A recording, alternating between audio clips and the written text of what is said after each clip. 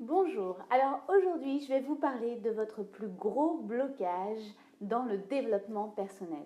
Le plus gros blocage du développement personnel consiste au taux d'acceptation du changement et à la volonté d'apprendre. Alors je vais être un peu plus claire. La plupart des personnes veulent atteindre leurs objectifs. La plupart des personnes veulent s'améliorer dans n'importe quel domaine que ce soit au niveau des finances, que ce soit au niveau de la relation de couple, que ce soit au niveau de la carrière professionnelle, que ce soit dans ses relations personnelles, prendre du temps pour ses loisirs, avoir une meilleure santé et d'autres domaines encore. Donc, qu'est-ce qui nous empêche d'atteindre les objectifs? Quels sont ces deux critères dont je vous ai parlé et comment ils nous empêchent d'évoluer? Eh bien, numéro un, comme je vous l'ai dit, c'est la volonté d'apprendre. La plupart des personnes n'ont pas envie d'apprendre. Elles se posent dans une posture, donc oui, je sais, oui, tu sais, mais tu ne fais pas. Connaître et ne pas faire, ce n'est pas connaître. Et la plupart du temps, pourquoi on n'a pas envie d'apprendre? Eh bien, les raisons sont souvent liées à la relation qu'on a à l'apprentissage. Donc ça va commencer justement dans le système de l'éducation nationale qui va complètement déconnecter l'enfant de cette notion du jeu et de l'apprentissage qui ne fait qu'un, parce qu'il y a le jeu, il y a l'apprentissage, mais en fait, ça ne fait qu'un. Jouer, apprendre, c'est la même chose. L'être humain apprend en jouant. C'est notre manière d'apprendre.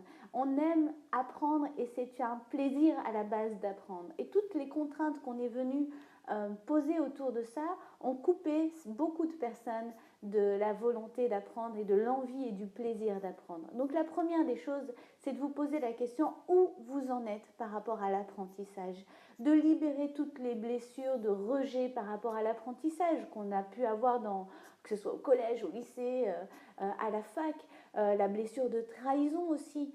Des fois, on a l'impression d'avoir travaillé très dur à l'école et puis on n'a pas eu la note qui est à la hauteur de l'investissement qu'on a mis, ou alors une blessure d'injustice par rapport au système éducatif qui n'est pas juste pour vous, qui n'est pas adapté à votre besoin, ou alors encore une blessure d'humiliation. On est dans un système éducatif qui dévalorise, qui humilie, qui punit publiquement et qui crée des blessures en nous par rapport à l'apprentissage. Ça peut être également une blessure, donc j'ai dit la blessure de trahison, j'ai dit la blessure de rejet, la blessure d'abandon. Oui, on n'a plus envie. On abandonne complètement ou on se sent abandonné dans le système éducatif. Du coup, le cerveau associe l'apprentissage, la volonté d'apprendre à des choses douloureuses et qu'est-ce qu'il fait? Il nous protège de tout ça. Donc ça, c'est très important d'en avoir conscience parce que ça va être un des blocages principaux que vous allez rencontrer dans la formation, que ce soit celle-ci ou ailleurs, à chaque fois que vous voudrez apprendre et mettre en pratique des choses. Donc, quelle est votre volonté d'apprendre? J'ai préparé une série de vidéos sur les libérations liées au blocage avec la méthode WOW pour tout ce qui est apprentissage. Donc, vous allez avoir une vidéo spécialement pour la libération sur les blocages à l'apprentissage. Deuxième autre blocage, le taux d'acceptation du changement. Eh bien oui, notre cerveau reptilien n'aime pas le changement. Il adore être dans sa zone de confort. Il est programmé à économiser son énergie et à rester dans ce qu'il connaît. Eh bien là, on va avoir de nouvelles connaissances et on va vouloir les mettre en pratique. Mais si on veut des changements dans notre vie, il va falloir mettre des changements dans notre vie. Et comment on va faire pour aller libérer ces peurs du changement? Eh bien, tout d'abord, on va aller activer des ressources. On va aller chercher la ressource de courage. On va aller donner du motif à l'action, se connecter au sens, au pourquoi. Pourquoi on veut faire tout ça? Pourquoi c'est important d'aller intégrer les lois du succès? Pourquoi c'est important d'aller faire des affirmations tous les jours? Qu'est-ce que ça va m'apporter? Parce que le cerveau ne raisonne qu'en termes de gain ou de perte. Qu'est-ce que je vais gagner à faire ça? Qu'est-ce que je vais perdre à faire ça? Et nous, dans notre manière d'intégrer ces informations, on va se programmer à inculquer et à éduquer cette partie qui a peur du changement, à lui dire regarde tout ce que tu vas gagner. Plus tu vas apprendre, plus tu vas gagner ça. Plus tu vas mettre en pratique cette nouvelle information et plus tu pourras être encore mieux et plus tu pourras te réaliser et plus tu seras libre et plus tu seras en sécurité, plus tu seras stable et waouh! Et donc là, bien sûr, le motif à l'action va être plus fort. Ok? Donc, deux choses à retenir, votre volonté d'apprendre et votre taux d'acceptation du changement.